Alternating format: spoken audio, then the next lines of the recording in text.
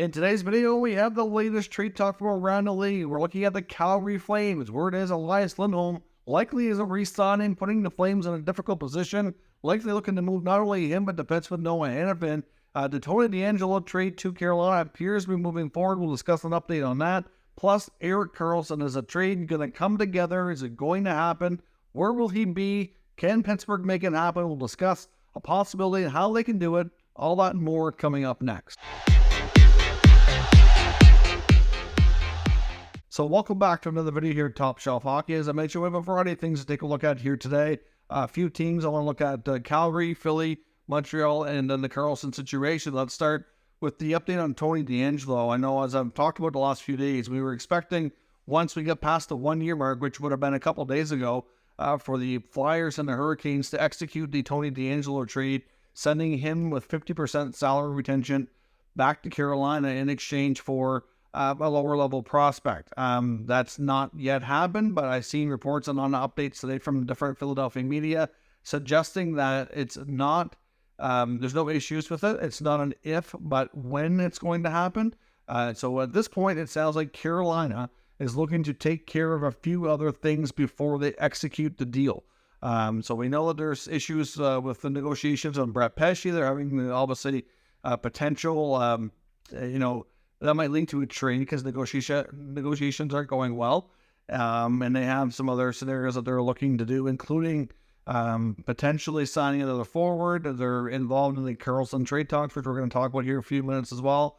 So they've got a lot that they're working on, and it just sounds like they kind of have this on the back burner, trying to get a few other things sorted out first, just to make sure they remain cap compliant. Everything's, the way it's supposed to be here throughout the offseason. You can't go over the salary cap by 10%, but obviously that's not really something you want to avoid doing that if you can help it. But we'll see. The DeAngelo trade's still in the works. Montreal is still trying to move a few forwards. I've seen reports today that the main forward they'd like to move first, if they can, is Joel Armia, because he has 2 years on his deal at $3.4 million. That deal's not aged well, and they have an absolute glut of forwards. I mean, they would like to get some of their younger prospects an opportunity to play more next year, and right now that's going to be tough to do.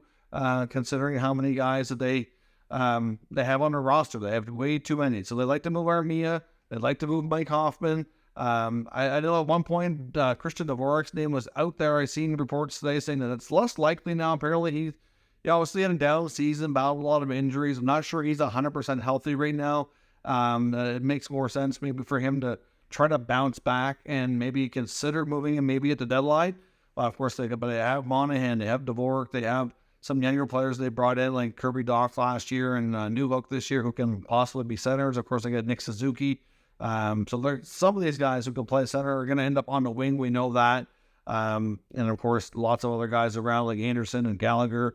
And, of course, they want to try to get Slafkovsky into some games. And some of their other younger guys who really pushed last year at training camp really made a good impression. But, there's no roster spots there until they can move some guys out. So hard to say where things go. When it comes to getting some deals done, there's not a ton of teams that really have much in the way of available cap space. And I don't know that Ken Hughes wants to make a habit of paying teams to take these guys off their hands. So we'll see what they end up doing, but they're actively working on trying to clear those guys off the roster. When it comes to Calgary, there's a growing concern here that the Elias Lindholm situation is kind of trending towards maybe becoming Johnny Gaudreau 2.0, or even a scenario like Matthew Tkachuk. Now, of course, it's not really a case of, it's probably closer to the Tkachuk situation than it is the Gaudreau one, in a sense that he's not misleading the team and saying, I'm coming back, I'm going to sign, and then not at the last minute. That's essentially how things went with Gaudreau, is he led the team to believe, at least they had the impression right up until the 11th hour, that he was going to sign and come back, and then get an offer from Columbus, and he and his family decided that was better for them, and off he went. Ultimately, Matthew Tkachuk was a little bit more upfront and said, I'm not signing long-term. I'll do the 1 year deal to get the free agency if I have to, but that's it. So if you want to do a sign and trade, or you want to trade me, now would be the best time. And they did, and they executed a blockbuster deal last offseason. Now, the Flames are in a predicament now where they have a lot of players that are in their final year, and new GM Craig Conroy made it clear that he doesn't want to have any more scenarios like what happened with Gaudreau, so he was not going to let players play it out. At least majority of them Not going to happen. He didn't even really want to go into the season with guys on their final year. Like, he wanted to go into the season knowing who was going to be not only there next year, but have an idea who's going to be around longer term, so they can hopefully build some chemistry, get back to being a contender for playoffs.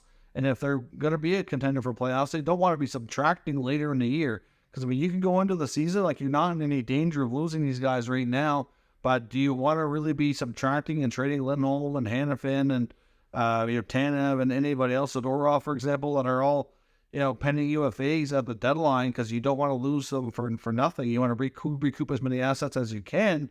But at the same time, like, if they're all playing for contracts, the odds are they're going to have a decent year. And if you're trending towards getting into the playoffs, you're going to want to do that.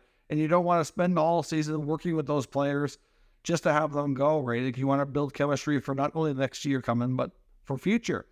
So I understand Conroy's strategy. It's just been difficult. All he's moved so far is Tyler Toffoli, who also expressed to the team that he would not likely want to re-sign, and they moved him without much difficulty. Now, Lindholm, they were pushing to sign, and they wanted to keep him because he's their top centerman. And I understand, and it sounds like they've opened up the Brinks truck to sign him too. So it sounds like he prefers to go into next year, play out his contract, bet on himself, and get a much bigger deal next year. Of course, this is not a great time for a lot of players to be doing new deals. Next year's free agent crop is definitely going to have access to more money, as there'll finally be a bigger increase to the salary cap. So really, if you're that close to your contract expiring, does it really make sense to do a deal? It makes more sense in some cases to wait, especially if you're not sure you want to stay with that team. So I understand it, but it's not a great situation to be in. But between Lindholm now basically indicating that they're leaning towards not re-signing, Hanifin's made it clear that he's not re-signing. They already moved to Foley, but they haven't moved anybody else. You have to think that trades are coming. But are they going to be fortunate like last year? Brad Treliving pulled off a crazy trade when they moved Tkachuk. Couldn't trade Gaudreau because he lost him to free agency.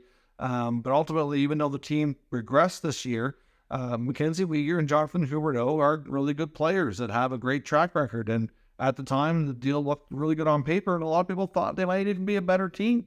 And there's lots of reasons why they weren't. And I'm not sure that's completely to put everything on the players. To some degree, yes, but the coaching, I think, had a lot to do with it. And obviously that's changed too. So at the end of the day, Lindholm and Hanifin, Tanev, Zadorov, all these pending UFAs, I think the strategy and the direction of the team could change, with Lindholm leaning towards not coming back, because not to say that they're going to rebuild. I don't think they're in a predicament where they can really do that. They still have enough other long-term deals, but they're going to be in a weird predicament because they still have enough other guys signed long-term, like Huberdeau and Weegar to sign long-term deals.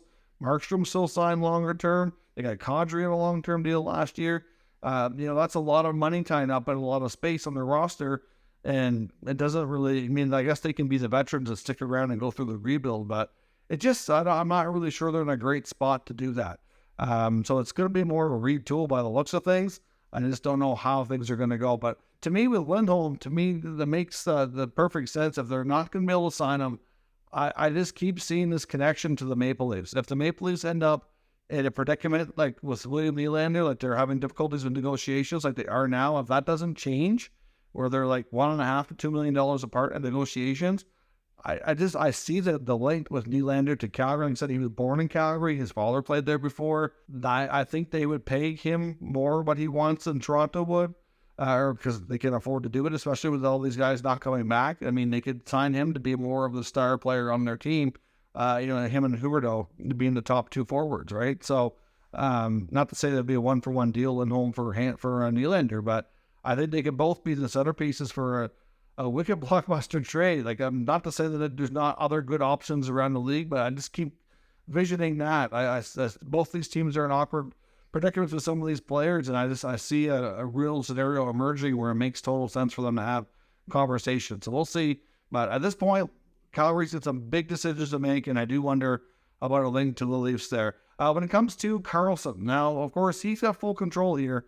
In case people forget, he has a full no-move clause on his contract, making $11.5 million for 4 more years. And Elliot Friedman, arguably the most informed NHL reporter, insider up there, has seemed pretty confident that the Sharks are going to figure out a way to get a Karlsson trade done this summer. Now, it doesn't mean for sure it's going to happen, but his last time he talked about it just a few days ago here in the NHL Network, he seemed pretty confident that the odds of it happening were pretty good. Now, Carolina and Pittsburgh are the two teams in it. And to be honest, I don't think Carolina makes I don't think it makes any sense at all. I mean, look what happened. Like, when he played with Brent Burns before, they're both the kind of defensemen that need a lot of ice time, a lot of power play time. They were both in San Jose. Not to say that they can't coexist personally, ego-wise, all that. There's no issues personally. I think they get along great friends, but they both performed so much better playing on different teams. Erik Karlsson had a crazy 100-point-plus season, like, the kind of stuff we haven't seen in decades. Burns had a phenomenal season in Carolina. They both play better apart with another top right-handed defenseman on their team. So why would you want to reunite them in Carolina? Plus, when you already have a deep blue line, you bring it back D'Angelo, as I mentioned, who could either be your second or third right shot defenseman.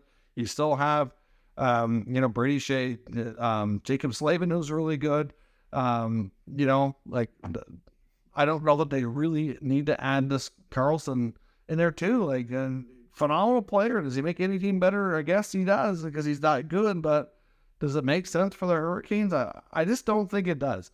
And today, I think he would see that, and he's going to want to put himself in a position not only where he could win, because that's what he wants to do, but he's going to put himself in a position where he can be a big contributor to that. And I think Pittsburgh makes a lot more sense.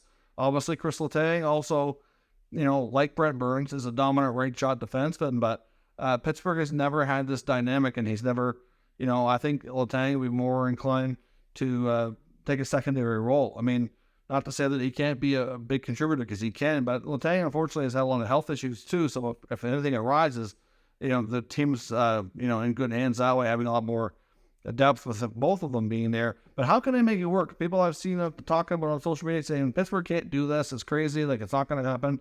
But it can. And right now, do they have the space to do it? No. They according to Cap Friendly, they're overly capped a little bit. But they have lots of things they can do. And a big part of that is going to be the Drew O'Connor arbitration case. And you might wonder, well, how is that? Well, at the end of the day, if you have a RFA case go through arbitration, once that's over and settled, you get a new buyout window. So the Penguins didn't do any buyouts the first time around, but they have a couple of prime candidates in Mikael Granlund and Jeff Petrie. So ultimately, they get this case to go through arbitration. O'Connor's not going to be able to command a ton of money. He's probably looking for a one-way deal. 800, 900,000. Like, it's not going to be anything crazy. So they get that settled. They get the buyout window. Buyout Granlund, he's got $5 million, 2 years left. They would save $4.1 million this year, $3.1 next year. They'd also get 2 years of dead cap space of $1.8. Jeff Petrie makes $6.25 million for 2 more years. Now they don't save as much because the way the structure of the contract is, part of it's in bonuses. I think they would only save a little over $3 million for the coming season. So there's about $1 million difference there. So they do get a little bit more bang for your buck in the first year buying out Granlund compared to Petrie. But at the same time, I don't know, because of Petrie, if they buy out Granlund and they try to trade Petrie, he's making even more money.